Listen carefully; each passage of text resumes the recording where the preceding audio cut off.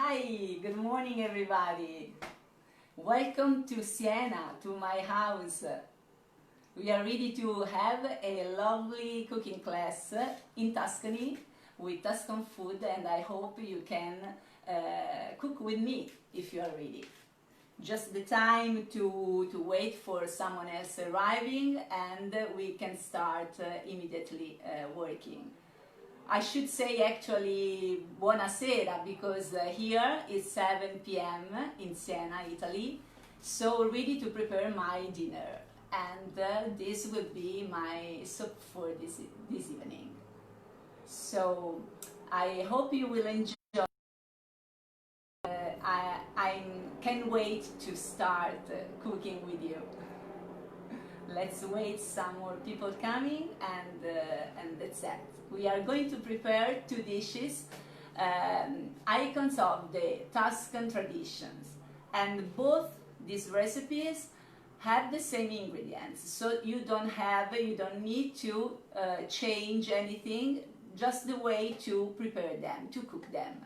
One is a salad and the other is a soup, so very easy, very fast, and I hope you can really to do it on your own.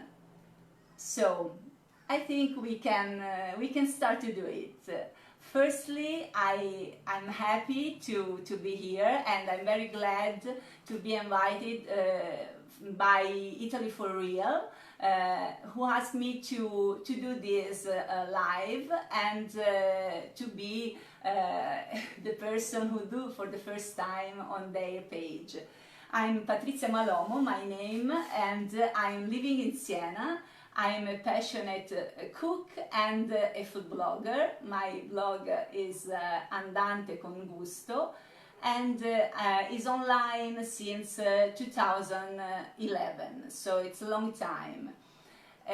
I'm based in Tuscany, in Siena, and mainly my cooking, my blog is about the tradition of Tuscan and Italian food, but also I'm very curious about food for everywhere in the world.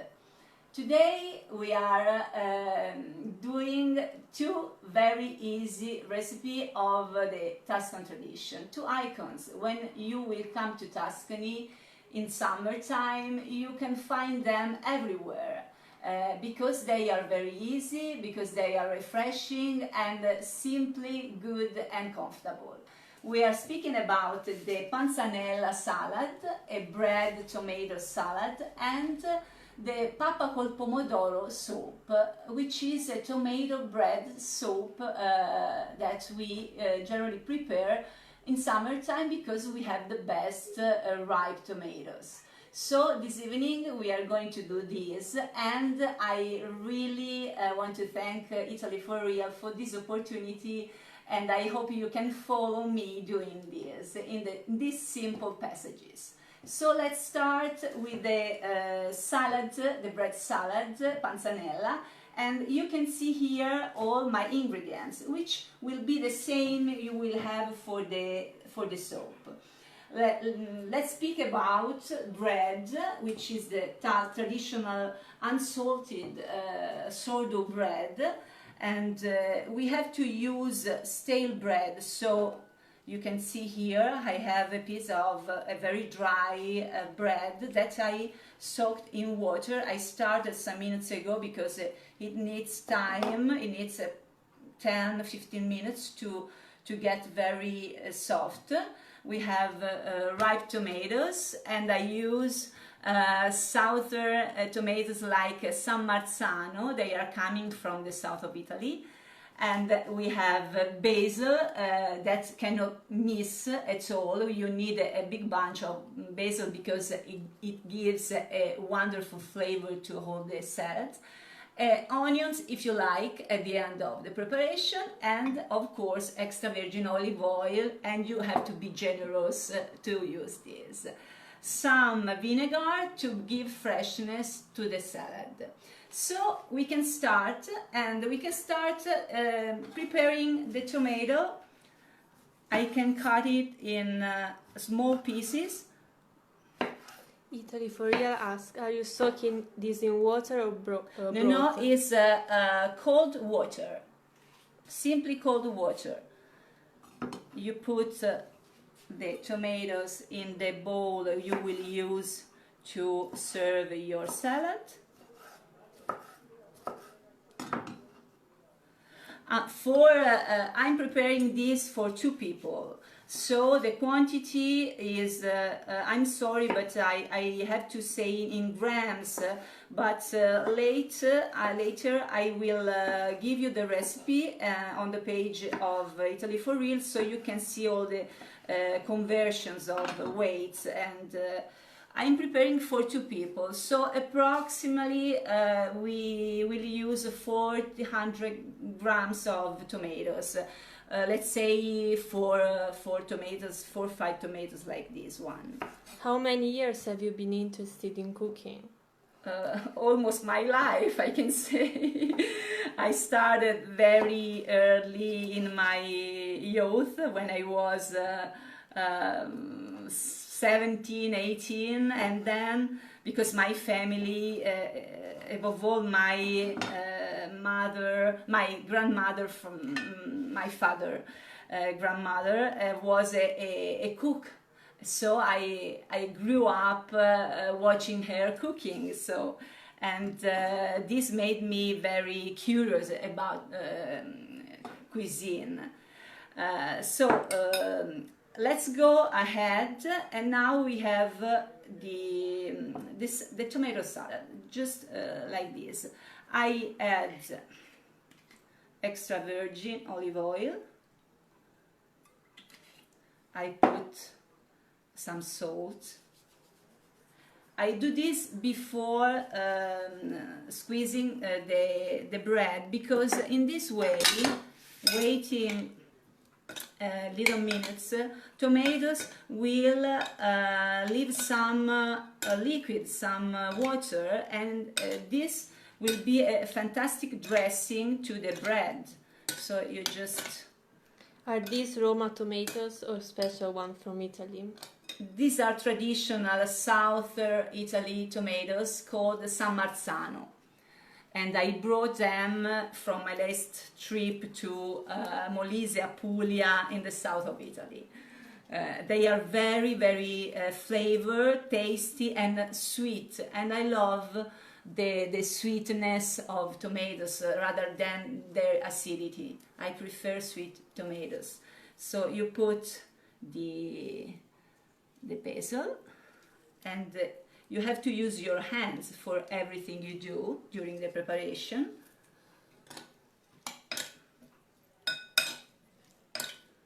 Like this, and you leave it for a moment while we are going to squeeze the bread. You see, it's now ready, and it was like this. It was very, very hard, and it's important to use a sourdough bread. If you cannot find a Tuscan kind of bread, you need to use something that has a sourdough texture, and because otherwise soaking the bread, you can have like a glue, you know. If you use the French bread to do panzanella, it's wrong. You cannot have this texture like this. It's like, you know, these crumbs are dry but still with body, you know. It's not like a cream. They have to be they have to have consistency, so when you eat them you can taste the bread. And did you grow the basil? I have a little pot here. I show you when I do but it's not mine. I used to grow them in summer in my little garden, but this year it was too hot and my basil died. I don't know why, so I just bought a little pot of basil. So, still more bread. You see, I made different size of crumbs here, small or larger. I use also the crust, because the crust is the taster of the bread, so I like very much, and it's very soft. but you can also decide to have crumbs like couscous, very very thin. It depends on your taste, on your preparation. So here we are. Now I start to stir everything, but the best for panzanella is to stir by hand, as every very poor dish of our tradition. Panzanella is a peasant dish. It's something that the people working in the country prepare in summertime because they don't have any other food, and this was fresh. This was very good to feed them because it's rich bread and tomatoes, vitamins and taste. And then we have to dress it, and to dress it I use, of course, extra virgin olive oil in abundance. Who is your camera person? It's my daughter Alice. She is the person behind the video, and she's just reading all your questions, and she telling me what's happening, and she's my partner here. Without her it wasn't possible. So salt, because the Tuscan bread has not salt, so we need to put some. And some. Maybe we should call it pandemic panzanella. Yes, perhaps.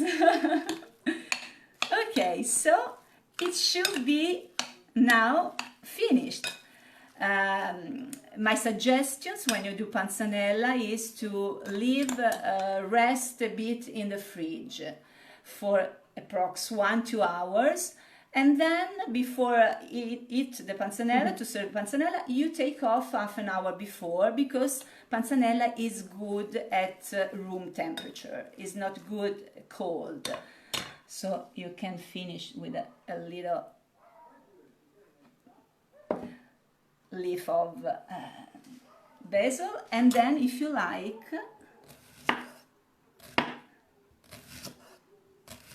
some slice of onion, and I use the red onions from the south of Italy. Looks so good. It's so good, yes. Let me try, because I need to see if it's well dressed. It's perfect. I hope you can do it, because if you buy your bread today, it's perfect. You put in your fridge and you eat it for dinner. Okay? So let the panzanella stay here, and then we go to the stove to prepare the soup. If you have questions, I'm here. Okay? Jenny says, looks so delicious. Thank you, Jenny. Thank you. Are you married? Yes, I'm married. Next year it will be 25 years. So it's a long time. And Alice, my daughter, is just 18. She had her birthday in February. I move to the stove.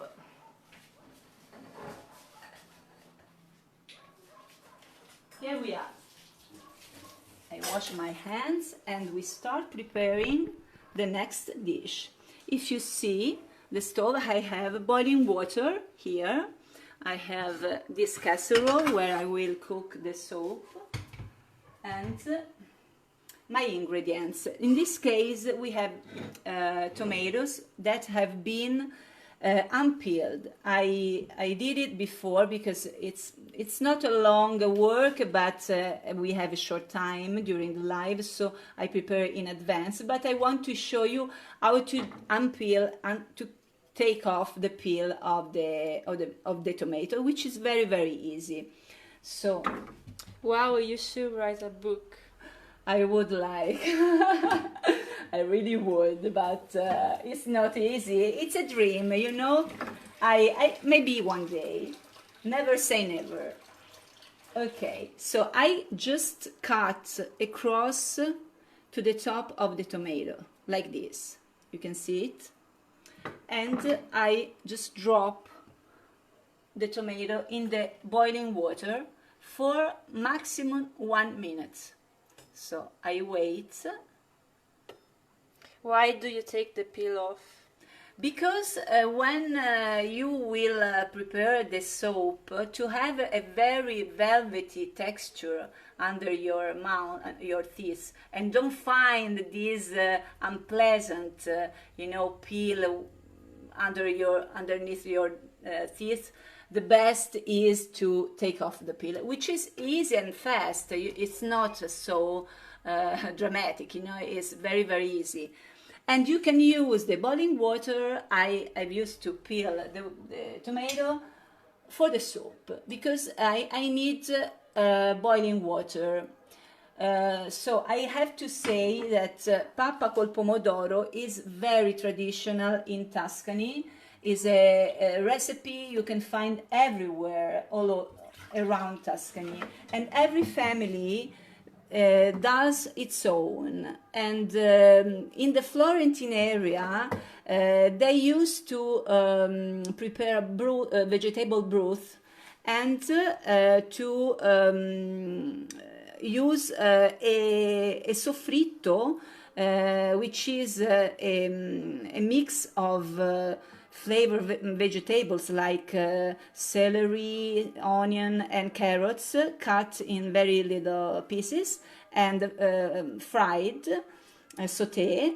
But in this case, in the version of the province of Siena, I won't do the sauté. I will use the garlic. So, do you leave the seeds?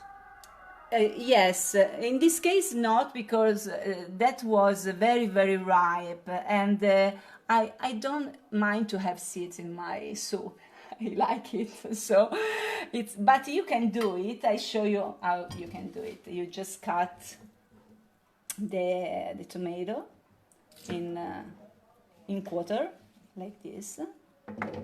You take off this part with the seeds, and you keep a little part like a flower, like a little.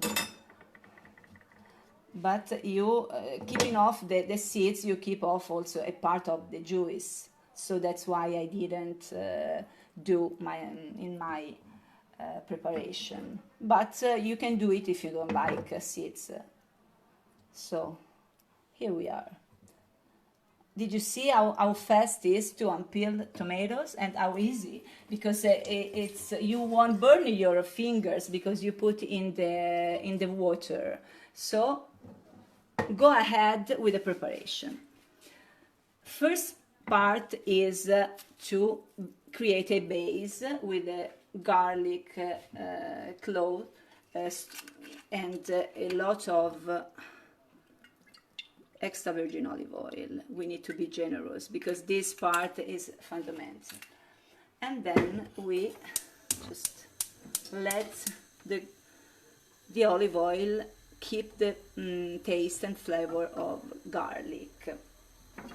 So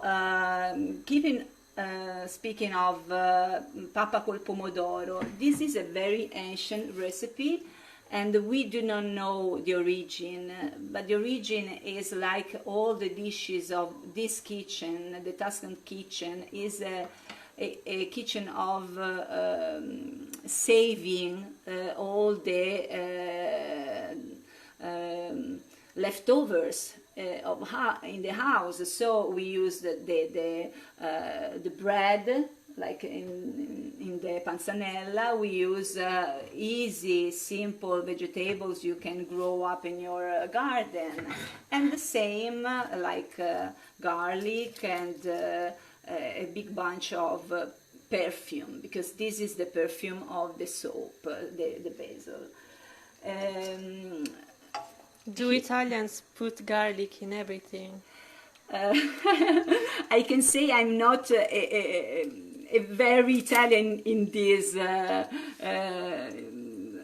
fact, because I like the smell of garlic, but I don't like to have it too much, too much. I don't like to cut it very thin or to burn into the olive oil. it's like a myth that Italian are garlic eaters. Yes, they like garlic, but used with measure.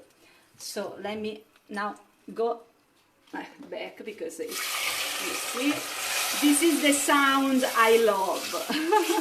Stella says we use Tuscan bread with puree. Tuscan bread with puree. Wow, yes.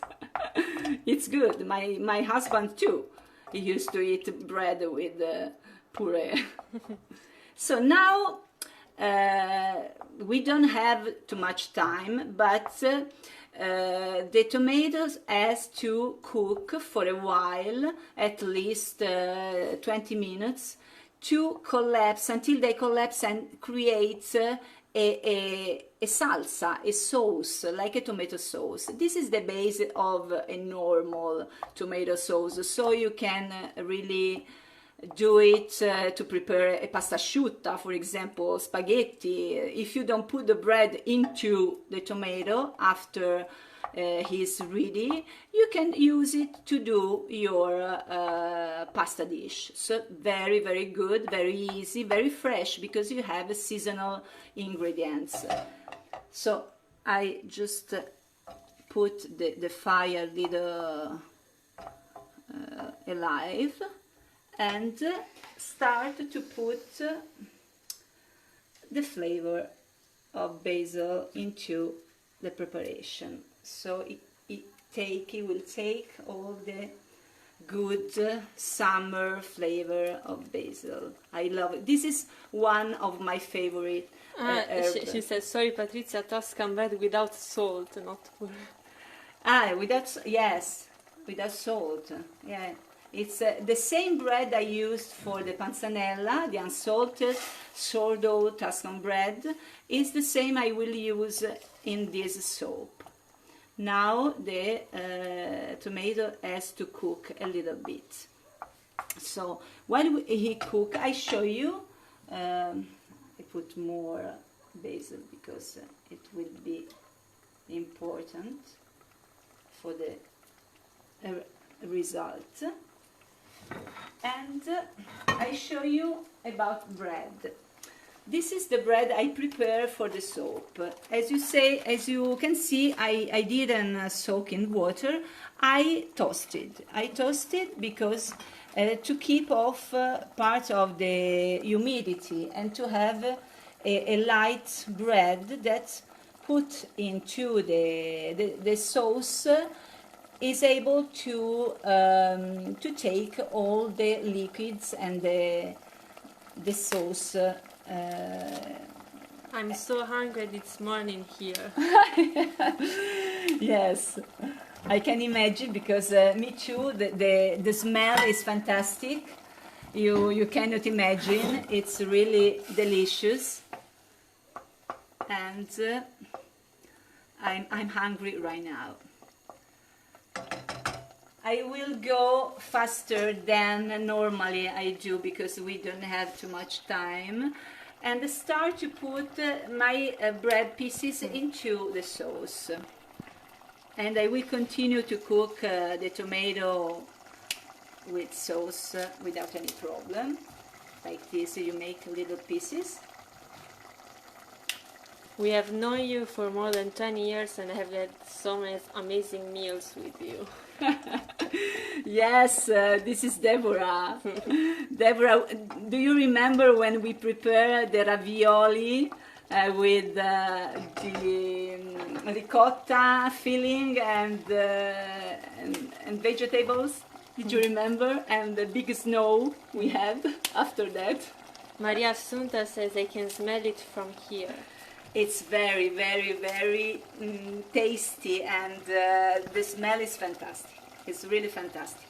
So that's it. We have now the starting point of the soup. I just turn down the fire, because otherwise... and I start to, to push on the bread, to cut it in very, very little pieces. But a secret to create a creamy papa col pomodoro is to use a whisk, like this. So now I start to put some water into the soup. And Stella says, I'm in the mountain in Tuscany now, and I wish as soon as I'm back to be your guest. Stella, we can do it, of course. Yes, I would be very, very happy to have you here. We can cook together. Huh? You can have some recipe from your family, we can share them. I would be really excited. So you can see that this soap is starting to melt into a cream, you know. If you take the whisk, you see how the bread is. Maria Sunt asks, will you add cheese? This is a good question. We never add cheese to papa col pomodoro. For cheese, I mean Parmigiano, for example, or Pecorino. We used to add pepper, of course, and I will do at the end. Red pepper, spicy red pepper, if you like it, the taste. I'm allergic, so I don't put it in my soup. Or if you want to do a very fancy dish for your friends and really surprise them, you can put a little of burrata. Burrata, do you know? Burrata is like a mozzarella with the inside, with the cream inside. It's delicious. It's really incredible, and now it's becoming more and more fashionable to do this kind of preparation with this burrata or mozzarella di bufala, but pecorino or parmigiano, no, is not part of this tradition, so we don't do it. So look at how different it is from the beginning. It's now becoming very creamy and thick, and it should cook at least 40 minutes to keep and to have all the flavors. I need to put some salt. Wait.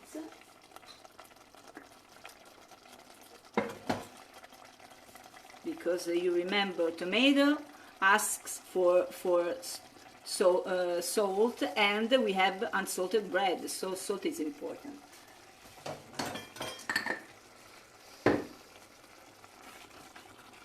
And it starts to be almost ready. And papa col pomodoro needs to be served at a warm temperature, not too hot, because it's a summer dish. And you know, a soup is like in Spain, gazpacho, that you serve cold. Papa col pomodoro could be also served cold. I like a little warm, and it's one of my favorite comfortable food for the summertime. Look, this should be almost ready. I can really let him go for a while at very, very low temperature, hot fire, and I want to show you the finished dish in a cup, you know, in a bowl, which is I want to put some pepper.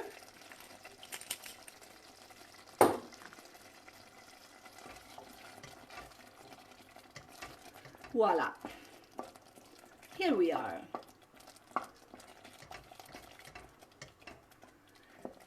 Our grandmothers used to say that papa col pomodoro need to cook until it made 7 different, how do you say velo?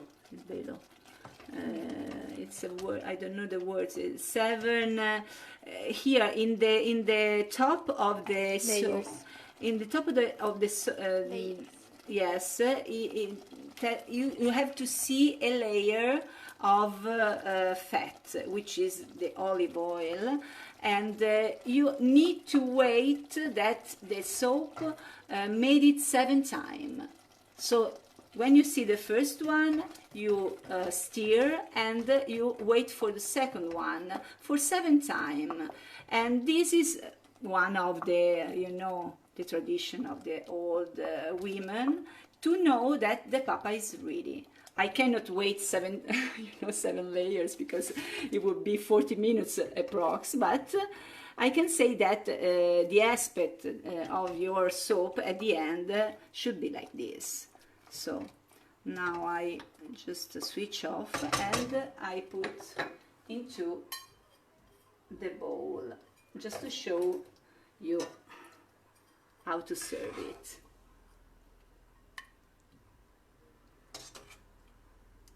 It's very hot.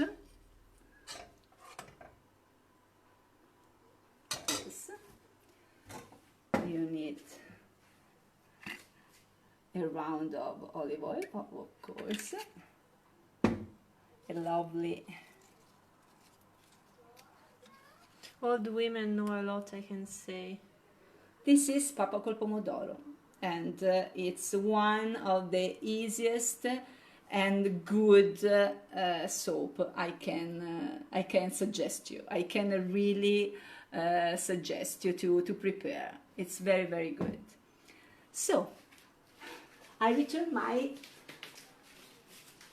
Here we are, the lights. Okay, so it's time of question if you have it, but I will be very happy to let you have the recipes through Italy for Real.